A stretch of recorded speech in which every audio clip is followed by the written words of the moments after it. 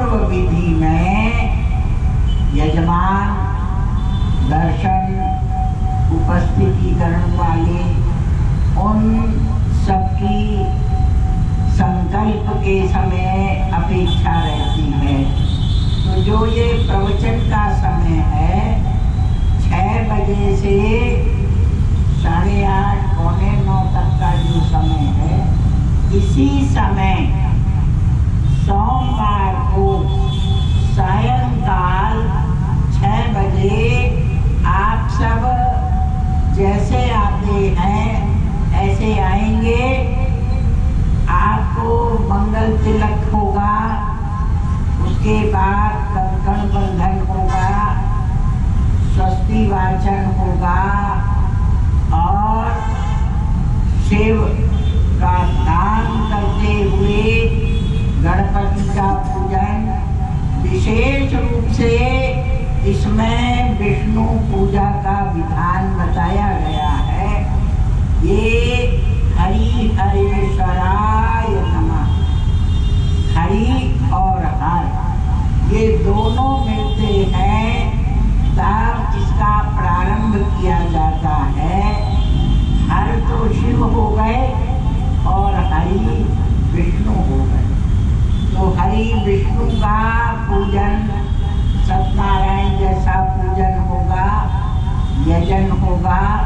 पहले विष्णु पूजन होगा और उनका महाभिषेक होगा, षोडशोपचार पूजन चलेगा। जैसे उनके जलों के द्वारा अभिषेक होगा और उनका पूजन अर्चन हो जाएगा, उसके बाद फिर उस यंत्र का जलाधिवास होगा। जलाधिवास होने के बाद फिर आप सबको यंत्र के विष्णु के स्वरूप में एक एक सुपारी दी जाएगी। उसमें भगवान विष्णु के नाम की अर्चना होगी और आपके द्वारा संकल्प होगा। ये संकल्प और ये अर्चना और ये हरिहर का ध्यान, इसके बाद आपके हाथ में एक सूत्र वेष्टन दिया जाएगा। इसको आप पकड़ के रखेंगे और आपके हाथों से जलाधिवास किया जाएगा। जलाधिवास के बाद अर्चना होगी और फिर विशेष रूप से सत्यनारायण भगवान की कथा होगी। सोमवार को सायंकाल जैसे प्रवचन होता है, उसी के स्थान पे भगवान सत्यनारायण का कथा, भगवान सत्यनारायण की कथा का आयोजन।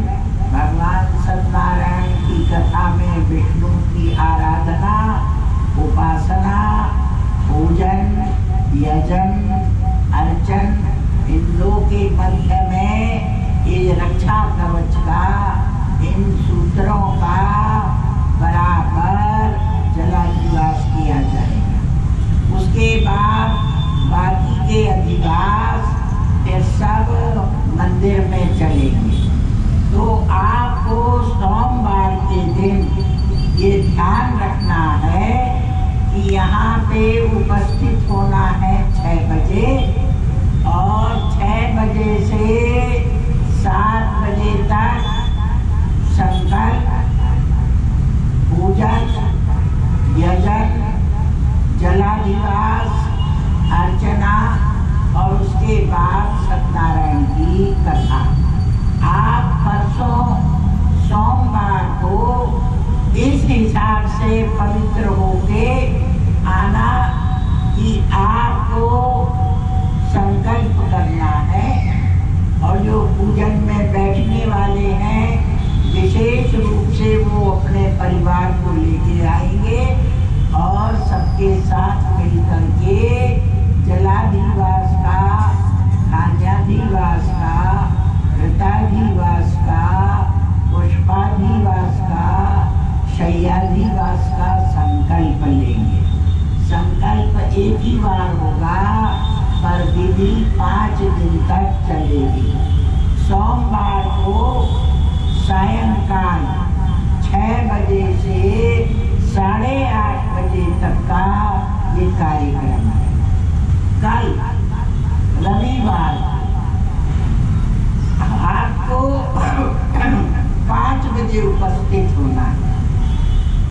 कल आप सबों को 5 बजे उपस्थित होना है, 5 से 7 तक। अभी जो 6:30 से 8:30 तक का आयोजन है, ये आयोजन सिर्फ कल के लिए 5 बजे शुरू होगा और 7 बजे समाप्त होगा। उसका विशेष कारण है कि एक दिन के लिए जो 12 वर्षीय कुंभ मेला हरिद्वार में आ रहा है, उस कुंभ मेले का प्रारंभ परसों प्रातः सोमवार को किया जाएगा। इसके लिए वहाँ पे ध्वजारोहण होगा, ध्वजबंधन होगा, नागाओं का प्रवेश होगा और प्रवेश होगा तथा जितने भी गिरी कंदरा पर्वत आरण्यक वाले गुफाओं वाले संत हैं, वो सारे उतर करके सोमवार को प्रातःकाल हरिद्वार में प्रवेश करने वाले हैं। उन सबके प्रवेश के साथ ही सनातन धर्म की ध्वजा लहराती है। उन जितने भी तपस्वी महात्मा हैं, वो सब अलग अलग साधना में, अलग अलग विधान में, अलग अलग अनुष्ठानों में, अलग अलग अपनी क्रियाओं में अलग अलग स्थानों पे रहते। जैसे गृहस्थ में आप लोगों की जाति होती है, गोत्र होता है, नाम होता है, ऐसे ही 10 नाम सन्यासी हैं। 10 प्रकार के सन्यासी, 10 प्रकार के सन्यासियों की जाति दी गई है। गिरी, पुरी, भारती, वन, आरण्यक, सरस्वती, पर्वत, तीर्थ, ये जातियां। इसका मतलब सबसे पहले पुरी। पुरी उसको कहते हैं जो पुरों में रहते, नगरों में रहते हैं, प्रचार करते हैं, प्रसार करते हैं योग ज्ञान का, वेदों का, शास्त्रों का, सनातन धर्म का, ये पुरी। गिरी माने जो गिरी में रहते हैं, गिरी कंदरा बोलते हैं। गिरी कंदरा में जो बैठ करके अपनी आराधना करते हैं, उपासना करते हैं, अग्नि जला के बैठते हैं, धुना लगा के बैठते हैं और अनुष्ठान करते हैं। ऐसे ही पर्वत माने जो पर्वतों पे रहते हैं, ऊंचे शिखरों पे रहते हैं, शिखरों पे रह करके और अपनी निष्ठा, अपनी शरीर की साधना के द्वारा तप का आश्रय लेते हैं। कोई खड़े होके, कोई बैठ के, कोई आसन लगा करके, कोई एक पैर पे खड़े होके, कोई चलते चलते, जितने प्रकार के अनुष्ठान हैं वो करते हैं। नदी, कुछ महात्मा नदी के जल में बैठ करके, नदी के जल में खड़े होके, नदी में स्नान करके, नदी में ही नौका बना के रह के, ऐसे जो विशेष तप करते हैं, विशेष अनुष्ठान करते हैं, उनको नदी बोलते हैं। सरस्वती स्वाध्याय कराते हैं, स्वयं पढ़ना पढ़ाना, स्वयं यज्ञ करना कराना, स्वयं जप करना जप कराना, ये उनका काम। तीर्थ, जो तीर्थों में ही रहते, घूम कर एक तीर्थ से दूसरे तीर्थ में जाएंगे, वहाँ अपना एक जप तक पूरा करेंगे, तीसरे से चौथे में जाएंगे, वहाँ अपना जप तक पूरा करेंगे, चौथे से 5वें में जाएंगे, वहाँ अपना जप तक पूरा करेंगे। ऐसे उनके नाम के पीछे तीर्थ लिखा रहेगा, मतलब वो तीर्थों में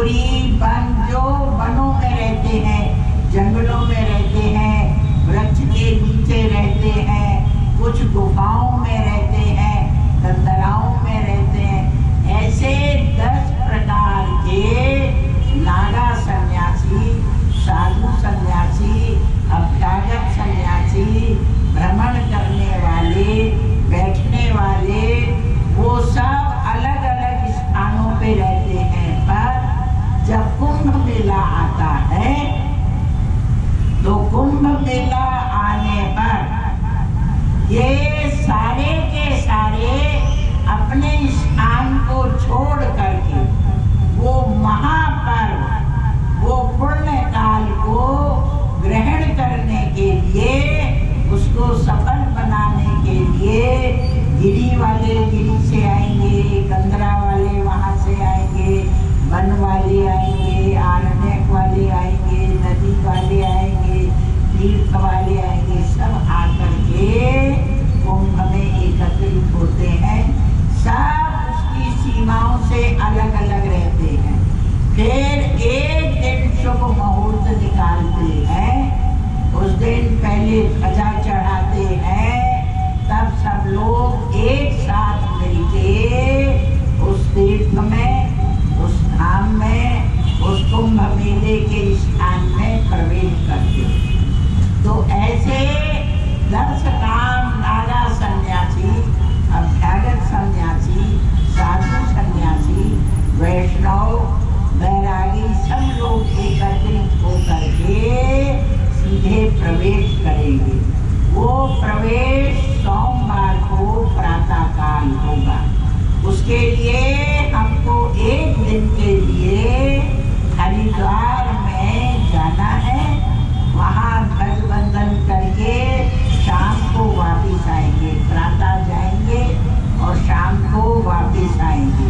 उसके लिए कल शाम को हम यहाँ से बराबर 7:30 बजे निकलेंगे।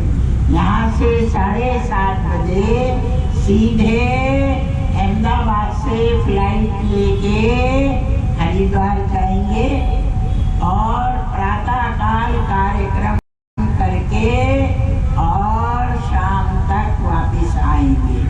तो सोमवार को ये प्रवचन के स्थान पे, यहाँ पे जलाधिवास का, सत्यनारायण की कथा का और हरिहर पूजा का, गणपति पूजन, पुण्याहवाचन, इन सबका आयोजन रखा गया सोमवार शाम को। तो कल क्योंकि हमको जल्दी जाना है, इसके लिए जो प्रवचन 6 बजे प्रारंभ होता है, कल वो 5 बजे प्रारंभ होगा और 7 बजे समाप्त होगा। कल का समय 5 बजे से 7 बजे तक है। 7:30 पे हम प्रस्थान करेंगे और रात्रि में ही हरिद्वार जाके प्रातः का कार्यक्रम करके और फिर सायंकाल वापिस आएंगे। कल 5 से 7 का कार्यक्रम है। सोमवार को सायंकाल 6 बजे से 8 बजे तक जो शिव यंत्र है, उसका जलाधिवास के निमित्त भगवान विष्णु का आवाहन, स्थापन, पूजन, यजन, सत्यनारायण की कथा, आपके द्वारा संकल्प और अर्चना का आयोजन सोमवार शाम को 6 से 8:30 तक रखा गया है। ये दोनों दिन का कार्यक्रम आप अच्छी तरह जान के, समझ के और दूसरों को आपको बताना है। कल कथा में बताया गया था, अर्जुन ने भगवान से 7 प्रश्न किए हैं। उन 7 प्रश्नों में पहला प्रश्न ब्रह्म जिसे कहते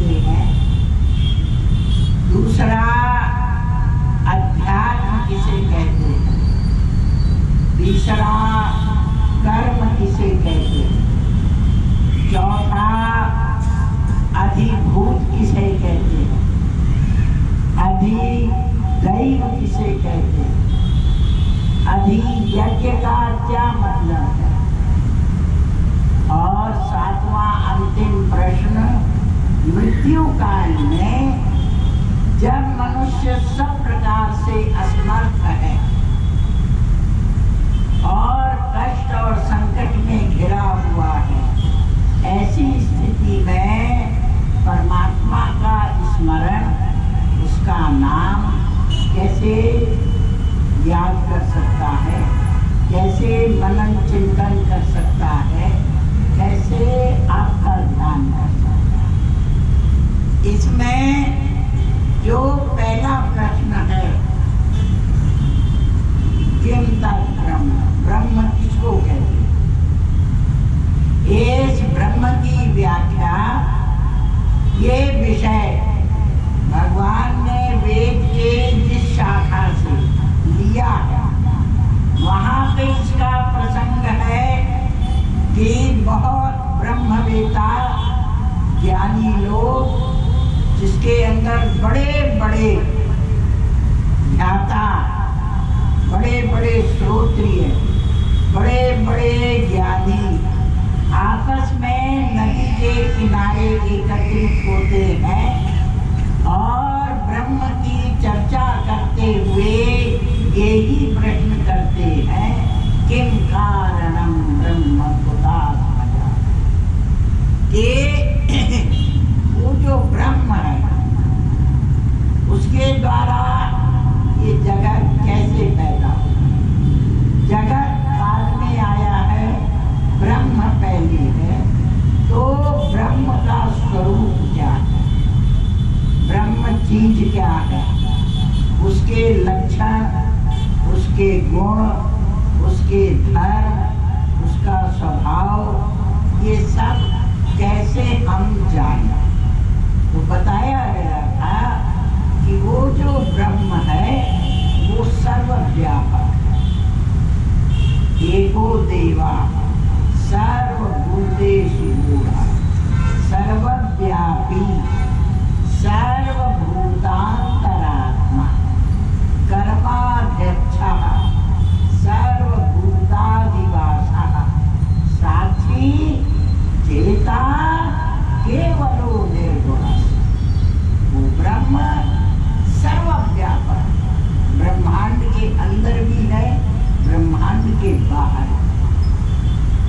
विशेषता सूक्ष्मतरम, वो बहुत सूक्ष्म से सूक्ष्म है और विराट से विराट, सारा ब्रह्मांड उसमें समाया है, ब्रह्मांड के अंदर भी है, ब्रह्मांड के बाहर भी। वो ब्रह्म सर्वभूताधिवासः, जितने भी प्राणी हैं, चाहे वो मनुष्य हो, चाहे पशु पक्षी जलचर जीव वृक्ष अन्न औषधि, सब में वो बसा हुआ। वो निर्गुण है, वो निर्लेप है, वो अंदर बाहर है, वो प्रत्यक्ष है। ऐसा वो ब्रह्म नाम निरूपयितुं शक्या विस्पष्टम, वो ब्रह्म ऐसी वस्तु है जो स्पष्ट है, जो विद्यमान है, जो अंदर बैठी है, जो दिख रही है, फिर भी उसका निरूपण नहीं हो सकता, उसका वर्णन नहीं हो सकता, उसको बताया नहीं जा सकता। वो इतना सूक्ष्म है, वो इतना दिव्य है, वो इतना गहरा है, वो इतना ऊंचा है, वो इतना परम तत्व है कि अंदर विद्यमान रहने पर भी हम उसको न देख सकते हैं, न सुन सकते हैं, न सूंघ सकते हैं, न जान सकते हैं, न मनन कर सकते हैं। वो जो चेतन है, वो जो आत्मा है, वो जो ब्रह्म है, वो विद्यमान है, पर हमारी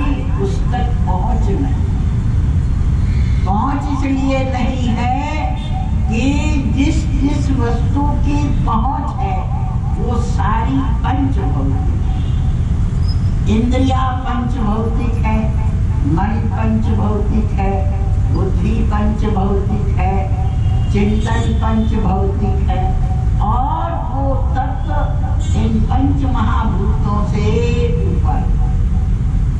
इसलिए वो जो तत्व है वो ना इंद्रियों से ग्रहण हो सकता, ना मन से ग्रहण हो सकता, ना कर्मों से ग्रहण हो सकता, ना उसमें हमारा प्रवेश हो सकता।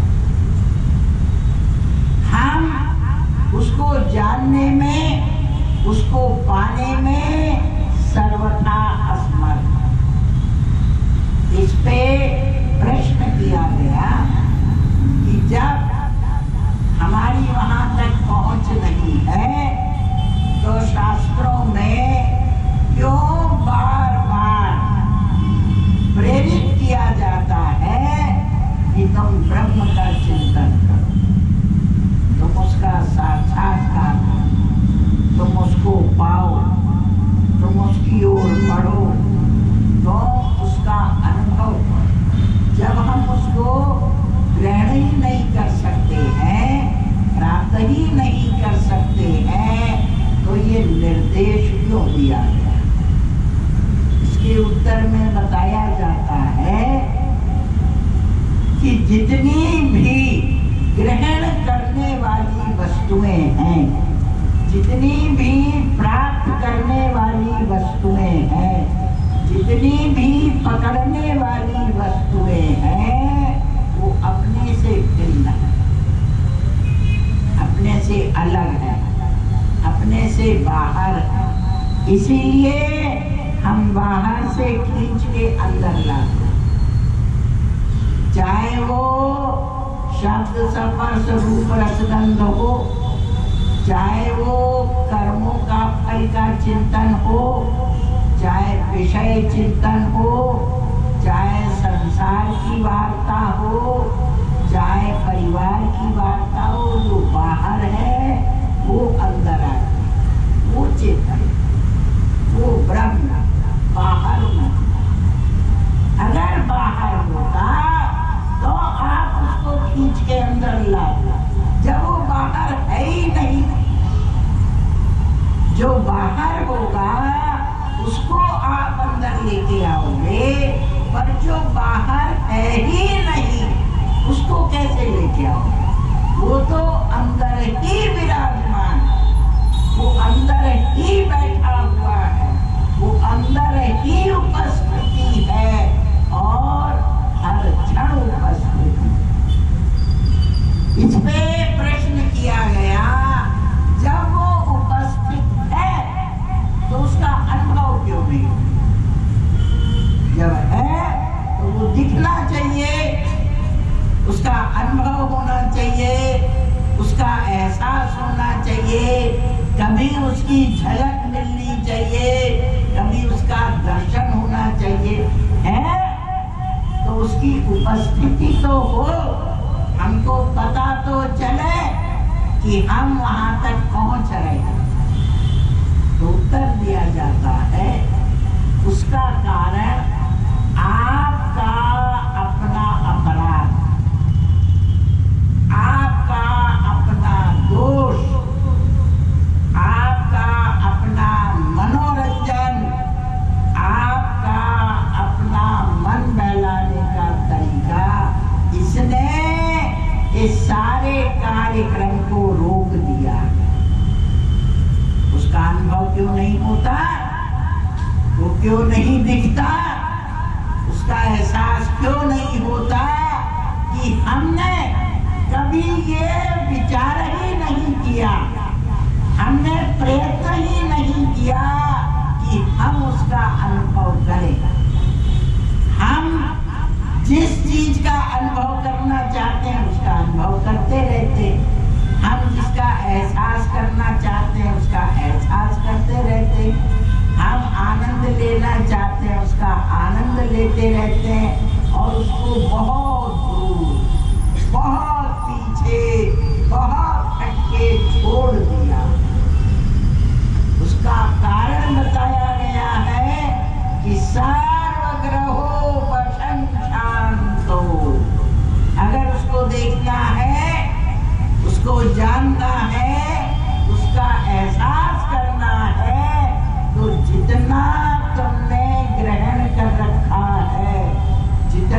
तुमने पकड़ रखा है, जितना तुमने मन में भर रखा है, वो सारा निकाल दो। जितना पकड़े हुए विषय सबको बाहर निकाल दो। जब सारे बाहर निकल जाएंगे तब तुम देखना। इस पे ऋषि ने प्रश्न किया कि ये विषय मेरी समझ में नहीं आया। आपको सहज रूप से, सरलता से और प्रत्यक्ष करके बताना पड़ेगा। तो ऋषि ने कहा ठीक, मैं दृष्टांत देता हूं। तो कल दृष्टांत प्रारंभ किया गया। दृष्टांत में क्या बताया गया? एक मालिक था, सम्राट था, राजा था और बहुत शांत, स्थिर, धीर, गंभीर, आनंद, प्रकाश भरा। एक उसके समीप रहने वाला सेवक, दास, मित्र, साथी, कुछ भी कहो, वो साथ रहता। दोनों बड़े आनंद से रहते थे। बड़ा विशाल महल था, उसके बड़े बड़े आंगन, कमरे, मकान, सब बगीचे बगीचे, दोनों आनंद से रहते थे। पर अचानक एक दिन वो सेवक अपने महल में घूमते घूमते घूमते घूमते अपनी चार दीवारी के बाहर गया। उसने देखा बाहर बड़ी रोशनी है, बड़ा उजाला हो गया है, बहुत लोग घूम रहे हैं, सब आ रहे हैं, जा रहे हैं और आनंद ले रहे हैं। कोई खेल रहा है, कोई भाग रहा है, कोई बैठा हुआ है, कोई हंस रहा है, कोई वार्तालाप कर रहा है। ये दृश्य देख करके सेवक ने कहा यहाँ तो बड़ा आनंद है, हमको भी इसके अंदर सम्मिलित होना चाहिए, पर मैं अकेला कैसे जाऊंगा? ये सोच के वो भागा भागा अपने मालिक के पास गया। मालिक से कहा, मालिक बाहर बड़ा आनंद है, बड़ा मेला लगा हुआ, सब लोग देखो कैसे घूम रहे, फिर रहे, आनंद ले रहे, चलो हम भी वहां चलो। मालिक ने कहा नहीं, मुझे वहां नहीं जाना है, वहां कोई आनंद नहीं, आनंद अपने में यही है और कहीं नहीं। सेवक ने कहा नहीं। अच्छा चलो आप बाहर नहीं जाओ, हम उनको अंदर बुला लाते। बोले ये और भी खतरनाक, अगर अंदर आ गए तेरा आनंद, तेरा सुख, ये चैन और ये शांति समाप्त हो गई। बोले नहीं मालिक, ये जो अभी तुम मुझे देखो मैं तुम्हें देखूं, तुम मुझे देखो मैं तुम्हें, इसमें क्या रखा है? ये वो आने दो। राजा ने देखा कि इसका मन भटक गया है और ये बाहर में आसक्त हो चुका है, अब इसको रोकना टोकना ठीक नहीं है। तो उसने कहा मेरी तो बिल्कुल भी इच्छा नहीं, मैं चाहता भी नहीं, मुझे जरूरत भी नहीं, पर तुझे आवश्यकता है तो तू बुला ले जिसको बुलाना। बोले ठीक। जैसे आज्ञा मिली ऐसे ही सेवक बाहर गया और जो भी बाहर बैठे हुए थे, घूम फिर रहे थे, चल फिर रहे थे, उनसे संपर्क बढ़ाया। बोले यहाँ आपको इतनी अच्छी जगह नहीं, मेरा बड़ा विशाल भवन है, आप उसके अंदर आओ, उसमें बैठो, उसके अंदर पूरी मैं आपकी सेवा करूँगा, बैठेंगे उठेंगे बातचीत करेंगे, ऐसा करके 2-5 को ले आया।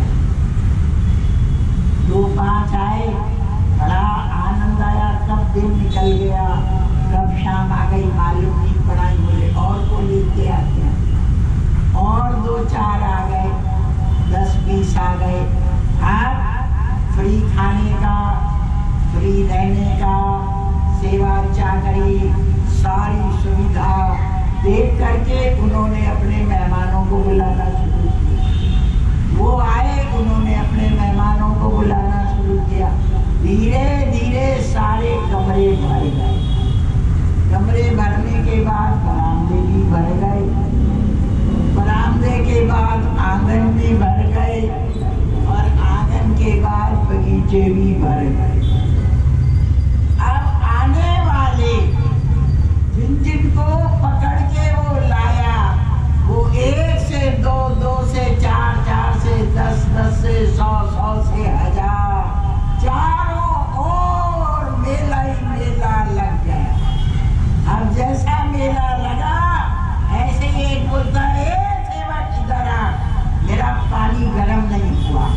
दूसरा बोले, चाय बना करके ला, अभी तक खाना तैयार नहीं हुआ है, तूने मेरा बिस्तर तैयार नहीं किया। अब आवाजें लगने लगी, तू लेके आया है हमें, तूने हमें बुलाया है और अब तू हमारा ध्यान नहीं रखता, हमारी सेवा नहीं करता, हमारी सुविधा में तूने कमी कर दिया है। जैसे पहले खाना देता था ऐसा खाना नहीं, जैसे पहले हमको नाश्ता मिलता था ऐसा नाश्ता नहीं है, जैसे पहली सुविधा थी ऐसी नहीं है। अब वो एक की तरफ भागता है, एक का काम करता है तो दूसरा बुलाता है, दूसरा बुलाता है तो तीसरे की आवाज आती है, तीसरे के पास भागता है तो चौथे की आवाज आती है। अब उन सारे मेहमानों के बीच में घूम घूम के इसका इसका इसका इसका इसका इसका पागल होता है। फिर वो माथा पकड़ के बैठता है, ये मैंने क्या किया। एक छोड़ता है तो दूसरा पकड़ता है, दूसरा छोड़ता है तो तीसरा पकड़ता है, तीसरा छोड़ता है तो चौथा, चौथे के पास पहुंचा नहीं, पांचवी की आवाज आती है। अब मैं किस किस को संभालूं, किस किस को देखूं, क्या करूं, इतना हैरान परेशान होता है। अब चाहता है मेरा इनसे पिंड छूटे। मुझे मालिक ने मना किया था पर मैं माना नहीं। उसका सुख, उसका विश्राम, उसकी शांति, उसका चैन, उसका आराम सब निकल गया। जिधर देखे मेहमान ही मेहमान, मेहमान ही मेहमान, मेहमान। वो इतना अंदर से दुखी हो गया, इतना अंदर से कष्टमय हो गया, ऐसा उसके अंदर विषाद बैठ गया कि मैंने बहुत बड़ा अपराध कर दिया जो मैं इन सबको पकड़ के अंदर लेके आया। अब इनसे कैसे पिंड छूटेगा, अब इन सबसे कैसे मैं निकलूंगा। मुझे वापस अपने मालिक के पास जाना चाहिए। मालिक से मैं क्षमा प्रार्थना करूं, मालिक को बोलूं, मालिक बहुत बड़ी गलती हो गई, माफ करो, माफ करो, माफ करो। ऐसा विचार करके अब वो मालिक को ढूंढता, मालिक को देखने उसके कमरे में जाता है तो वहाँ तो मेहमान बैठे हुए हैं, मालिक ही नहीं। अच्छा, इस कमरे में भी। दूसरे में जाता है, वहाँ भी मालिक, वहाँ भी मेहमान ही मेहमान। तीसरे में पूरे महलों के कमरे छान लिए, मालिक ही गायब हो गए। फिर आंगन में देखा, फिर सारे बगीचों में देखा, मालिक ही गायब हो। मालिक कहाँ चला गया? इन मेहमानों ने मेरे मालिक को ही खत्म कर दिया, मालिक को ही गवाह बना दिया, मालिक पर हाथ चला गया, पता नहीं ये मालिक गया कहाँ गया। अब उसको और बेचैनी हो कि ये क्या हो गया, जिसके काम में रहता था, जिसका ये महल है और जो यहाँ का अधिपति है वो ही गायब हो गया। जहाँ जाओ वहाँ मेहमान, जिस कमरे में जाओ उसमें मेहमान, जिसमें देखो उसमें मेहमान। वो दुखी हो करके वो महल छोड़ के बाहर भाग जाता है और बाहर जा करके बैठ करके अपना सिर पकड़ लेता है कि मैं कितने बड़े कष्ट में हूँ, मैं कितने बड़े संकट में हूँ। कोई मेरा उद्धार करने वाला, कोई मुझे इससे निकालने वाला नहीं। ऐसे जा रहा था तभी वहाँ से एक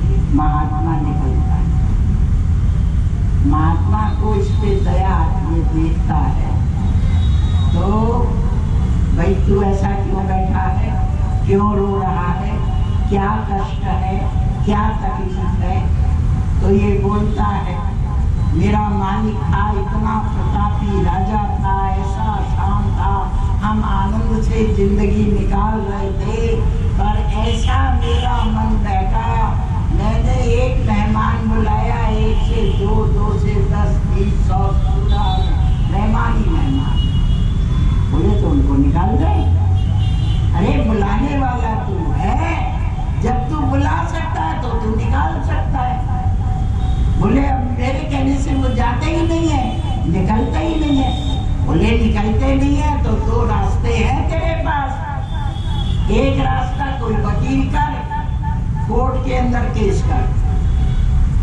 दूसरा रास्ता, अगर तेरे में दम है, खम है, जोर है, तो 20-25 लाठीधारी गुंडे इकट्ठे कर और लेके पहुंच जा। ये सुन के थोड़ा सा हौसला बना, ये उपाय तो ठीक है।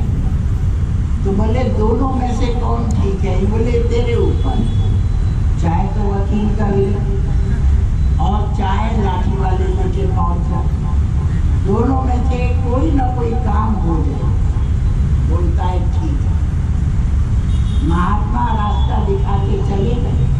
महात्मा के जाने के बाद अब उसने वकील को ढूंढना शुरू किया। ढूंढते ढूंढते ढूंढते ढूंढते एक आठ लगा। वो बोलता है कि देखो इतने सारे हैं। बोले देखो सब पे केस करना पड़ेगा और आपको ये सिद्ध करना पड़ेगा कि ये महल आपका। महल के पेपर दिखाने पड़ेंगे, महल के कागजात आपके पास होने चाहिए, कब्जा आपका था होना चाहिए, आपने इनको बुलाया ये प्रूफ होना चाहिए, ये कब आए थे प्रूफ होना चाहिए। ऐसे एक एक करके पॉइंट से आप इनके केस करो और इनको बाहर निकालो। बोले ठीक। अब इसने सोचा ये तो बहुत लंबा प्रोसीजर, डंडे वाला प्रोसीजर वाले के पास पहुंचा। उसने कहा भाई ऐसे मेरे बुलाए हुए बहुत सारे मेहमान आ गए। उसने कहा हम निकाल देंगे, तू पैसा कितना देगा, कितने मेहमान, उसका नक्की कर, डंडा मार मार के भगा देंगे। मैंने सोचा ये भी बड़ा कैड़ा काम। फिर वापस उन्हें महात्मा के पास गए। बोले ये दोनों मार्ग आपने बताए, एक कोर्ट कचहरी का, एक गुंडागर्दी का, एक हज का रास्ता है और एक कोर्ट कचहरी का रास्ता।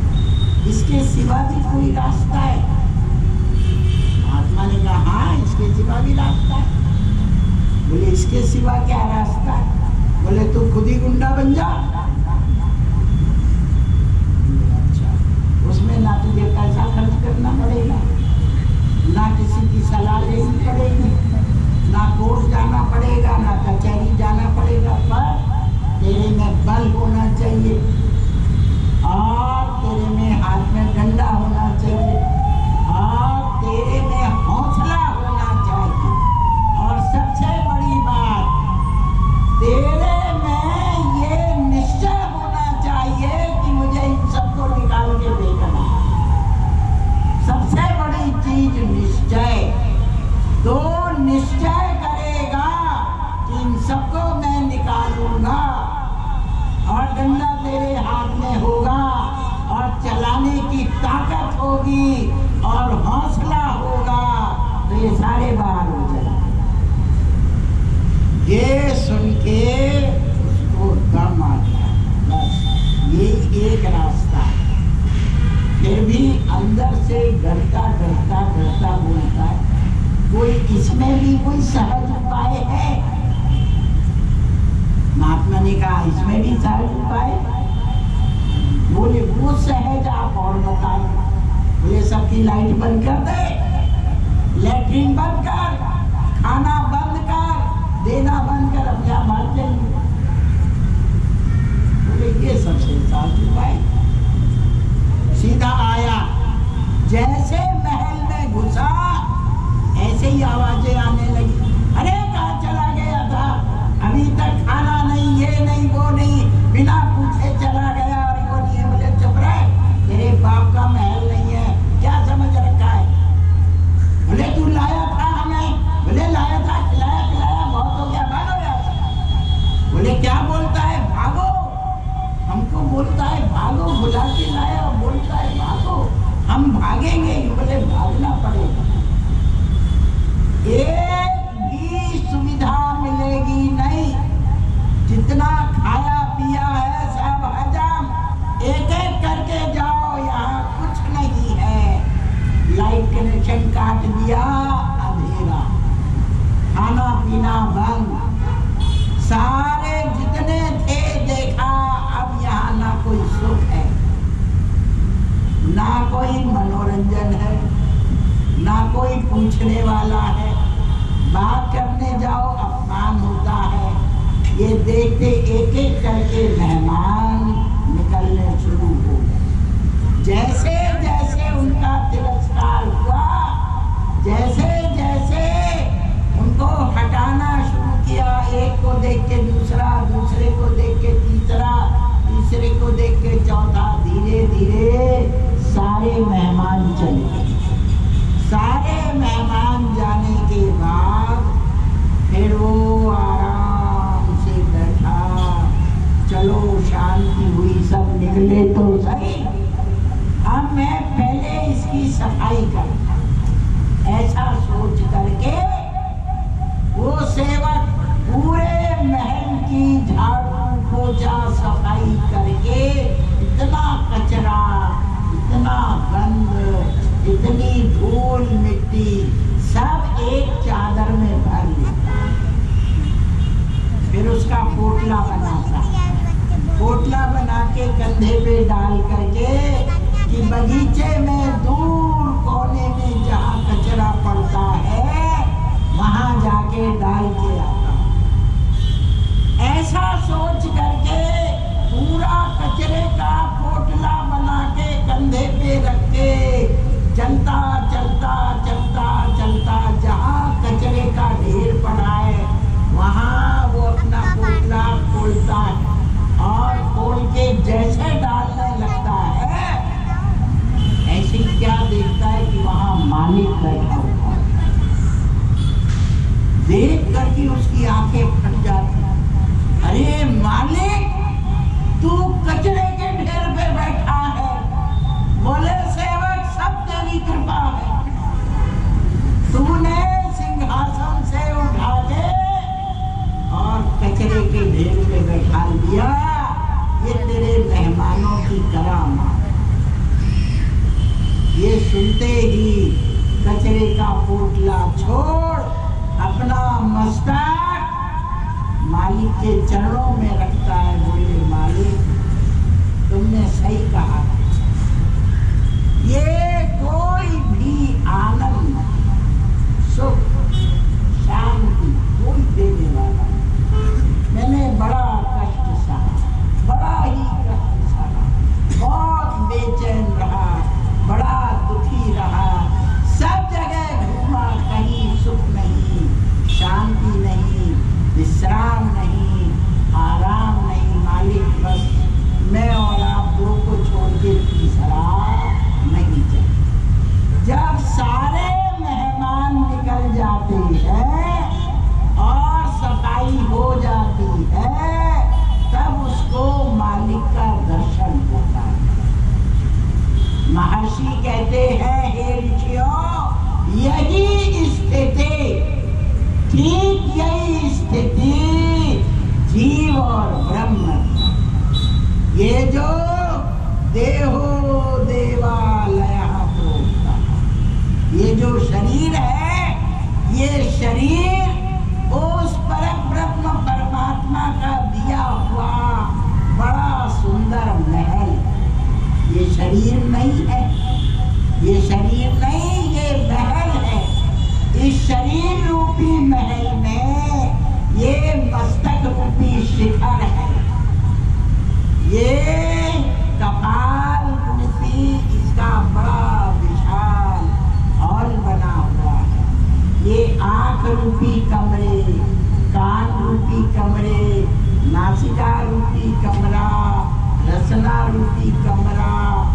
ये सारे कमरे बने, ये हृदय मैदान है, आंगन है, बगीचा है, ये पूरा एक मनुष्य का शरीर बड़ा सुंदर महल।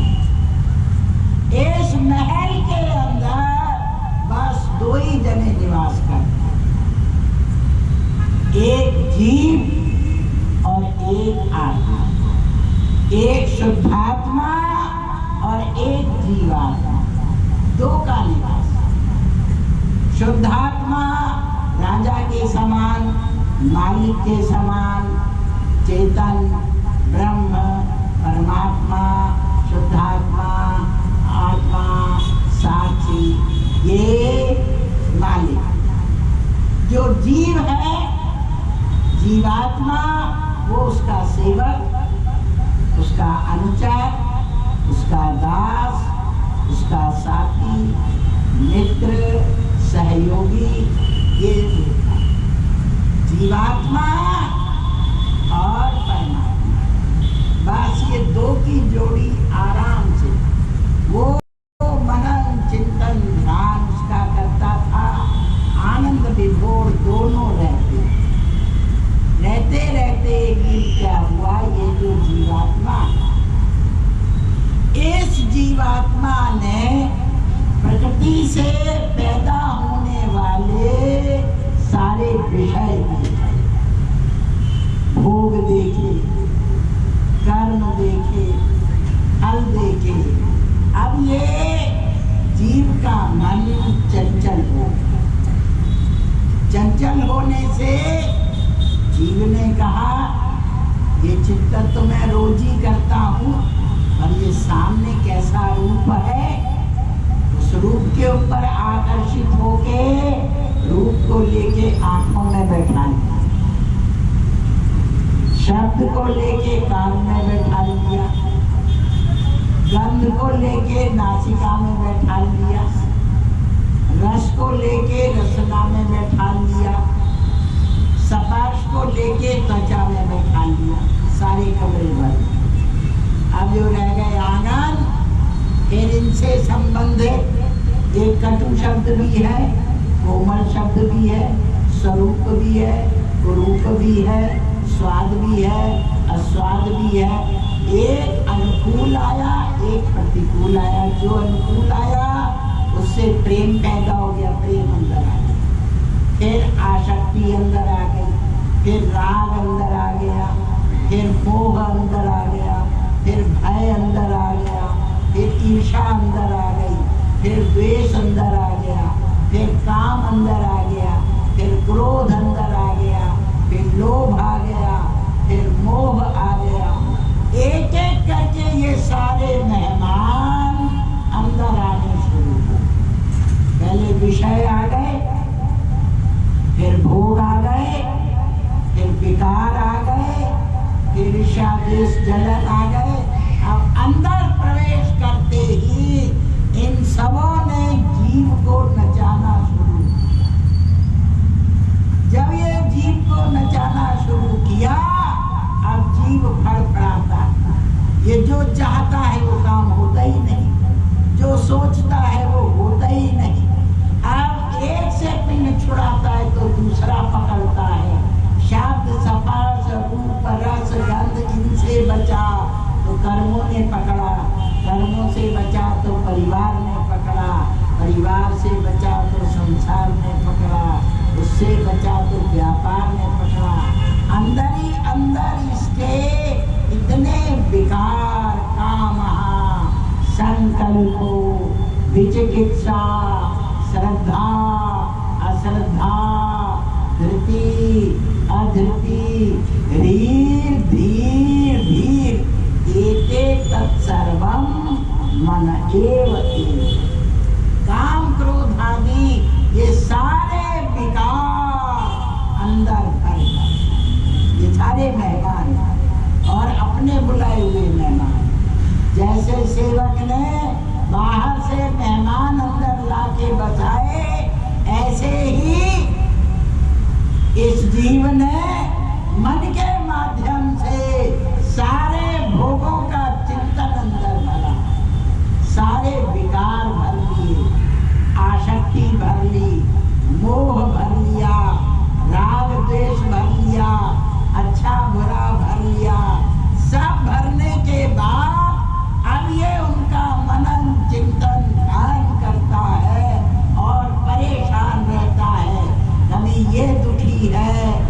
कभी वो दुखी है, कभी वो समस्या आई, वो छूटी दूसरी आ गई, दूसरी निकली तीसरी आ गई, चौथी कहता है मेरी तरफ देख।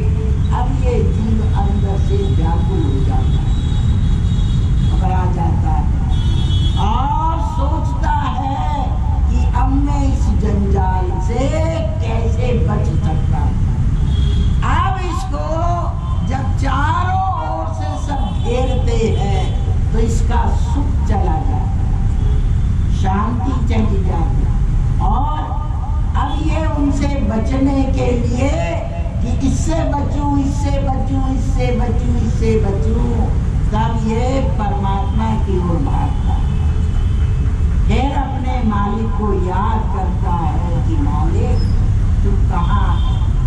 तब ये ईश्वर को याद करता है, तब परमात्मा को याद करता है, आत्मा को याद करता है, ब्रह्म को याद करता है कि इससे मुझे बचा लो, मेरा छुटकारा हो जाए, मैं यहाँ से निकल जाऊँ, ये सबसे मैं बच जाऊँ। जब ये प्रार्थना करता है तो उसको ढूंढता, जब ढूंढने निकलता है तो जहाँ जाता है वहाँ समस्या पहले आ जाती है। निकलता है परमात्मा को ढूंढने के लिए, अब ये काम बाकी ये पूरा कर। ये ध्यान में बैठता है, ध्यान में बैठ के परमात्मा का ध्यान करूंगा, मालिक को खोजूंगा अपने, मेरा मालिक कहाँ है। आंखें बंद करता है, जो बात कभी ध्यान में नहीं आएगी वो भजन में आएगी। ये काम रह गया, ये काम रह गया, ये काम रह गया। ये मेहमान लोग ये आके बोलते हैं मुझे क्यों छोड़ के जा रहा, मुझे क्यों नहीं देखता, मेरा ध्यान कौन रखेगा, कहाँ ध्यान लगा रिया है, मैं जो तेरे सामने खड़ा हूँ। फिर ध्यान ही नहीं लगता, मन इतना बेचैन हो गया, ध्यान ही नहीं लगता, मालिक गायब हो गया, चला गया।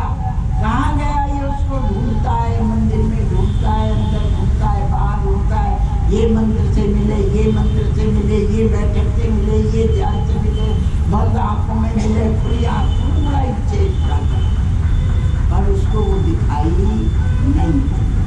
ऋषि कहते हैं न दिखने का कारण बाहर से इतने सारे विषय अंदर भर लिए कि वो दब गया, और ऐसा दब गया कि उसको निकालने के लिए अब एक सागरम एव अधिगच्छेत्, जब इसको कोई रास्ता नहीं मिलता तब ये गुरु की शरण में, गुरु के चरणों में जाता है और अपना कष्ट, अपना दुख, अपना दर्द, अपनी बेचैनी, अपनी समस्या गुरु से निवेदन करता है कि मेरा मन नहीं लगता, मेरे में शांति नहीं है, प्रसन्नता समाप्त हो गई है, परमात्मा का ध्यान करने बैठता हूँ तो ध्यान नहीं होता, अब मैं करूँ तो करूँ। तब गुरु इसको दो मार्ग दिखाता है, एक ज्ञान और एक योग। ज्ञान क्या बोलता है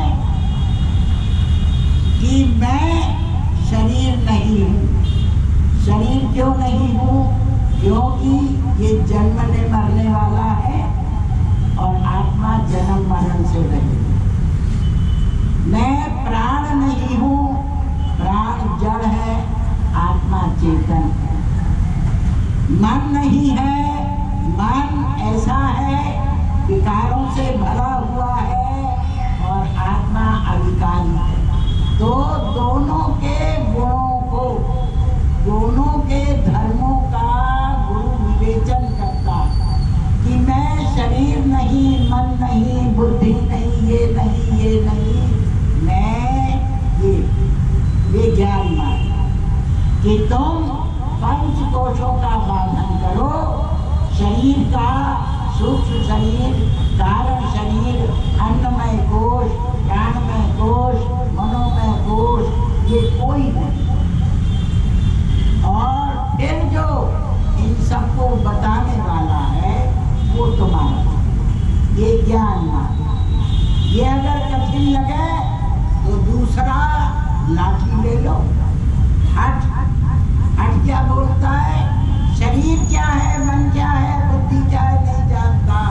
मैं शुद्ध आत्मा हूँ, मैं चेतन हूँ। अहम ब्रह्मास्मि निर्गुणो हम सच्चिदाहम आत्मरूपो हम। मैं शुद्ध हूँ, सच्चिदानंद हूँ, आत्मा हूँ, ब्रह्म हूँ। बाकी कौन क्या है ये मैं नहीं जानता। वो योग का मार्ग और वो ज्ञान का मार्ग। ज्ञान के मार्ग में एक एक का विवेचन किया जाता और योग के मार्ग में मेरा ये स्वरूप है, बाकी कोई क्या है मुझे कोई मतलब नहीं। ये योग का मार्ग। ये निवेदन करता है ऐसा भी कोई रास्ता है जिससे मैं सहज रूप से, आसान रूप से, एकदम स्वस्थ होके और मैं सीधे उसको पाता। बोलता वो भी मार्ग है। बोले आपको मार्ग मुझे बताओ। अब ये प्रसंग कल होगा। आपको बराबर कल यहाँ 5 बजे उपस्थित होंगे।